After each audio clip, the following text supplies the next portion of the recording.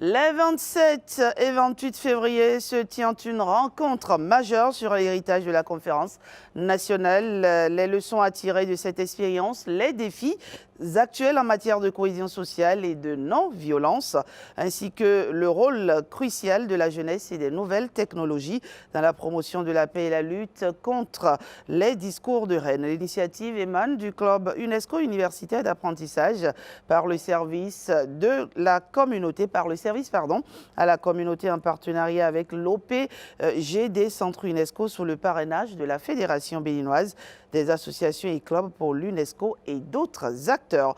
Pour en parler, je reçois ce matin Amdi Bonougbo. Il est le président du conseil d'administration du club UNESCO universitaire d'apprentissage par le service à la communauté. Monsieur Bonougbo, bonjour. Bonjour, madame la journaliste. Merci de nous rejoindre sur ce plateau. Alors, qu'est-ce qui a motivé une telle initiative ? Voilà. Merci bien, madame la journaliste. C'est une question de contrat générationnel. Oui. Nous avons compris que depuis 1990, ou j'allais dire 1990 a été le référentiel en matière donc, de la préservation de la paix durable au Bénin.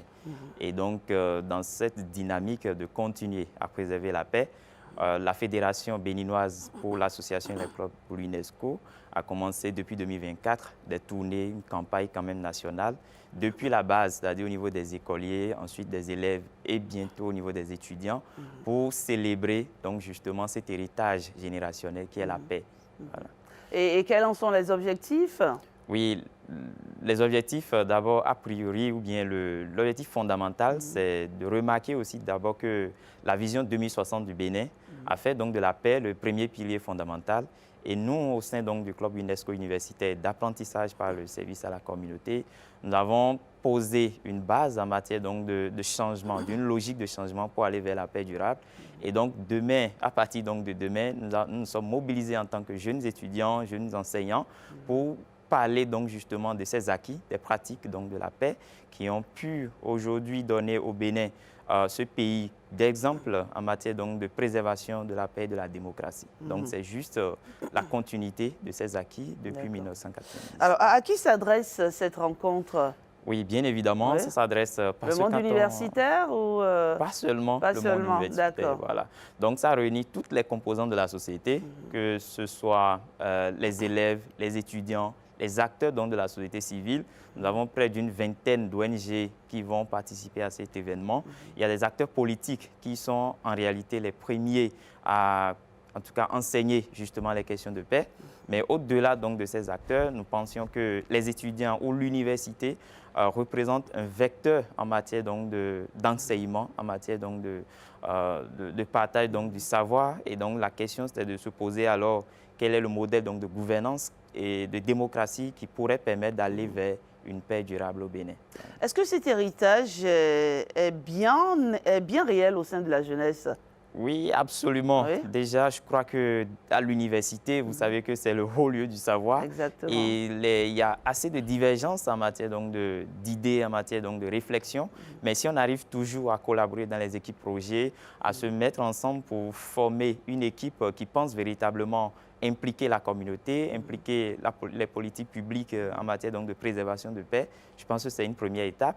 Et c'est pour ça l'un de nos programmes parle d'un Béninois, un rêve 60, où l'objectif, c'est de véritablement parvenir à sensibiliser toutes les couches de la population béninoise sur la question de paix. Et donc, si vous êtes en paix envers vous-même, je pense que le reste, ce n'est que protocolaire. Vous pouvez véritablement arriver à faire asseoir un système de paix qui pourrait durer dans le temps. Voilà. Alors, comment ça va se passer concrètement, professeur? Oui, déjà, à partir de demain, à l'amphi Idriss Déby, déjà à 8h30, l'installation commence pour finir à 9h. Et il y a l'ouverture, justement, avec la présence des autorités comme le recteur de l'université, qu'on remercie déjà, et le président de la Fédération béninoise pour des associations et clubs pour l'UNESCO et la présidente de l'Observatoire panafricain de la gouvernance démocratique Centre UNESCO. Et donc, après ces allocutions, nous aurons une première conférence sur la question de paix, droits humains et développement durable. Et quel est l'héritage? Parce que nous sommes jeunes, qu'est-ce qu'on en tire? Et je crois que le premier C'est la thématique même au cœur oui, absolument. De ces 2 jours de célébration de la conférence nationale. Oui. Surtout la question de tolérance, la question de non-violence. Comment les jeunes peuvent quand même se réunir, discuter justement pendant 1 heure, 2 heures, sans pour autant aller vers les questions donc, de violence. Donc, ça serait la première conférence qui sera donnée par le représentant du président de l'Assemblée nationale, le professeur Joseph Diogbonu. Donc, cette conférence, après celle-là, il y aura une deuxième conférence sur les questions de défis sécuritaires. Bon, pas plus tard qu'avant-hier, on a appris qu'il y a eu quelques comment je vais dire, questions donc de violence. Donc, comment arriver quand même pour trouver quel est j'allais dire, le mécanisme à trouver pour que quand chaque composant de notre société sera quand même dans un ensemble de paix, de dialogue, justement pour aller vers donc, de l'avant, comment on y arrive. Donc, ça fait la deuxième conférence. Et on va échouer justement sur une table ronde qui va réunir les jeunes, les acteurs de la société civile et les politiques pour définir vraiment un modèle de gouvernance. Et il y aura justement une commission de paix et de non-violence qui sera installée le samedi, justement pour continuer à parler de la paix jusqu'en 2060. On y croit. Alors, pourquoi justement cette thématique? Est-ce que c'est lié au contexte actuel, la présidentielle qui pointe à l'horizon? Oui, pourquoi pas. Je pense que ça nous interpelle beaucoup. Si depuis 1990, je pense que le Bénin, c'est vraiment un exemple. On y arrive toujours à s'entendre. Aujourd'hui, nous sommes quand même un pays qui va vers la transformation structurelle et cela nécessite quand même un modèle donc, de gouvernance inclusif qui doit quand même interpeller quel que soit notre niveau de contribution au développement.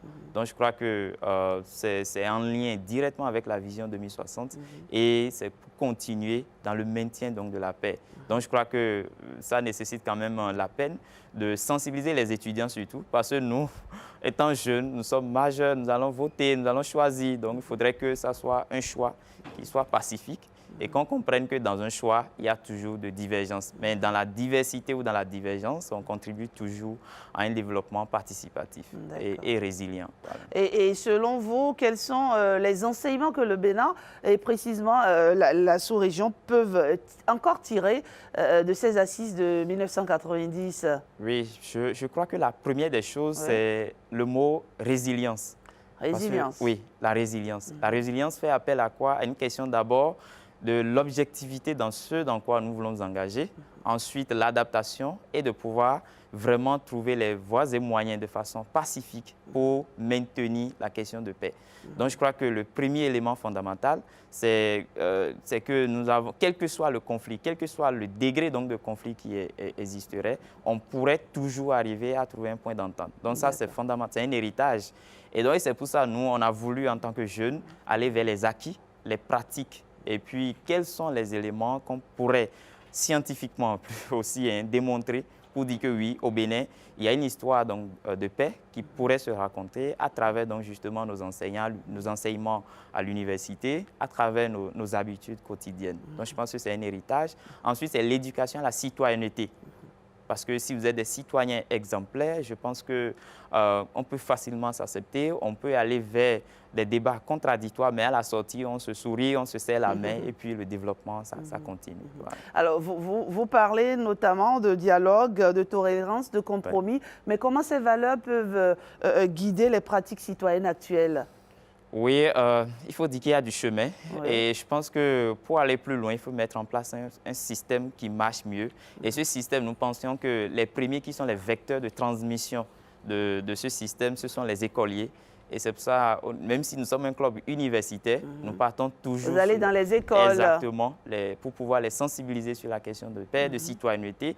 Et ensuite, nous venons au niveau donc, des élèves et au niveau des étudiants, ce n'est pas le même débat. Là, c'est l'andragogie, il faut enseigner par la pratique. Donc, de par justement notre club, on sensibilise beaucoup sur les questions de citoyenneté et d'employabilité. Parce que si le jeune est employé et il a des valeurs citoyennes, je pense qu'il sera un vecteur donc, de développement. Donc, c'est comment véritablement arriver à faire asseoir ce système-là. Et quels sont les principaux obstacles à la consolidation de la paix et de la non-violence aujourd'hui au Bénin? selon vous? Oui, selon moi, d'abord, le premier problème, c'est la question de l'emploi. D'accord. Voilà, nous allons à l'école, nous finissons l'université, mais finalement, on se retrouve à la maison. Mais il faudrait qu'on change justement cette pensée-là.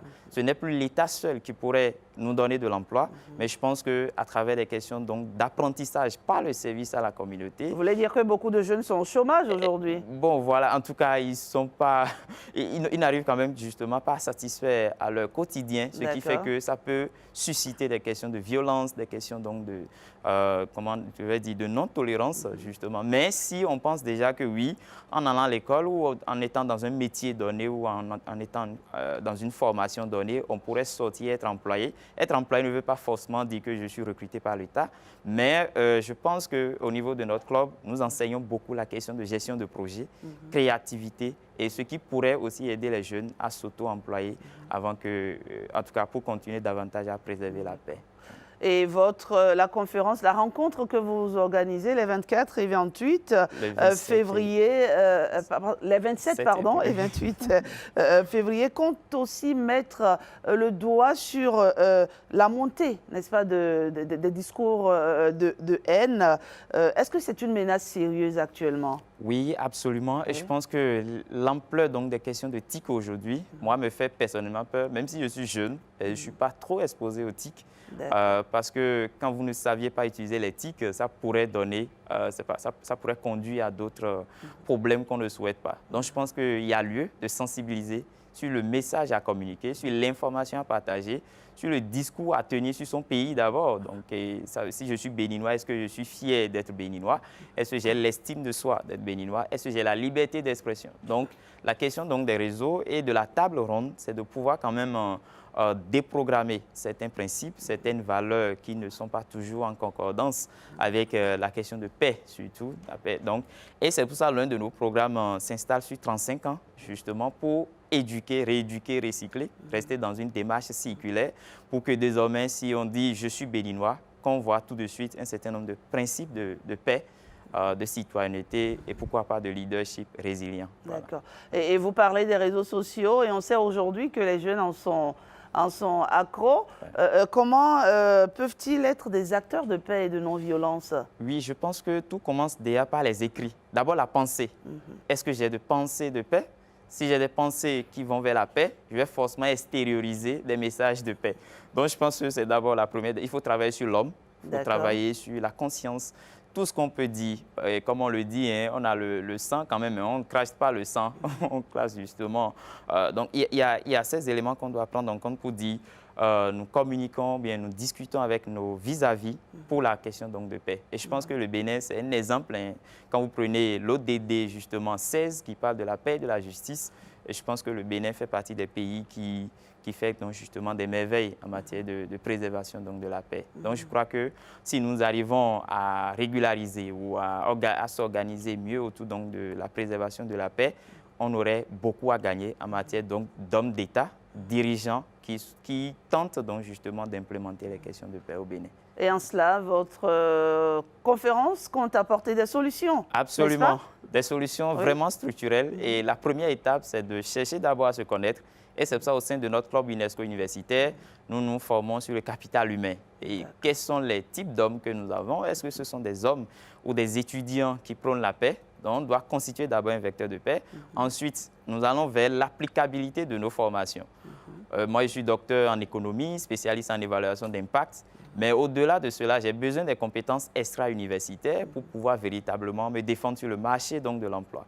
Et dès que je trouve que ce que j'ai appris m'apporte quelque chose, je pense que je pourrais aussi accompagner d'autres personnes. Donc, c'est comment mettre en place ce cadre-là qui permet de concilier justement l'éducation formelle et l'éducation non formelle ou bien les compétences non techniques pour aller vers un modèle de paix durable au Bénin. Et je pense que le premier pas, c'est d'abord la formation sur des questions non universitaires. Voilà. La conférence nationale, quel héritage pour la paix? Et bien entendu, c'est écrit là, et les droits humains. La réponse, c'est à partir de demain déjà, et ça va se passer à l'amphithéâtre Idriss Déby. Oui. Ça démarre à quelle heure? À 8h30, ça prend fin. La première journée prend fin à 12h30 et la deuxième journée, le samedi, 8h30 à 12h30. Et on voudrait quand même inviter tout le monde, tous les acteurs, même vous-même, journalistes. On vous a invité également à participer à cet événement parce que les réseaux sociaux, la communication fait partie quand même de cet élément de publication en matière donc de préservation de paix. Et je l'ai dit, pour finir, c'est une initiative du club universitaire, du club UNESCO universitaire d'apprentissage par le service à la communauté. Qu'est-ce que c'est déjà? Expliquez-nous un peu. Oui, je peux dire fondamentalement, c'est un club qui a pour mission de contribuer au développement durable humain à travers les questions de service à la communauté. Parce que c'est en servant les autres qu'on devient une meilleure version de soi-même. Donc, en servant dans la paix, dans la démarche de citoyenneté, dans l'éducation vers les questions de reconnaissance des services qu'on doit fournir à la communauté pour être un acteur du développement.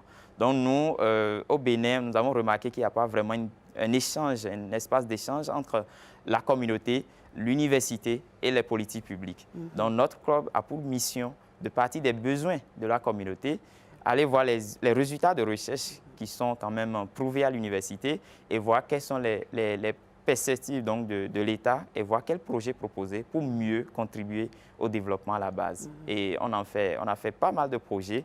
Je vous ai parlé de l'une de nos initiatives qui parle donc d'un Béninois, un rêve 60, où nous allons former les jeunes, ensuite entrer en académie de leadership résilient et après accompagner chaque jeune sur 35 ans pour la question donc de développement d'employabilité. Monsieur Bonumbo, merci pour ces éclairages. On le sait, le Bénin a la réputation d'être un pays de paix, mais la paix, ce n'est qu'un mot et il peut être fragile aussi. Exactement. Donc du coup, qu'est-ce qu'il faut faire? Oui, donc ce qui est fragile, il faut en prendre soin pour qu'on justement ne perd pas la paix, j'allais dire. Donc comment y prendre soin? C'est de former des gens qui le savent. Et donc, je pense que nous sommes sur ce chemin-là. Ce n'est pas facile. On a besoin de tout le monde pour davantage préserver la paix. Merci à vous. Merci d'être passé sur Bonjour le Bénin. Merci. On y sera demain, c'est sûr. On viendra soutenir l'initiative. Et vous qui êtes à la maison aussi, faites-y un tour. Hein, ça participe, on va dire aussi, de la culture en général qu'on se doit aussi... on se doit de se cultiver, voilà, c'est ce que je veux dire simplement. Excellent matin à vous. Merci beaucoup. Et à très vite sur Bonjour le Bénin.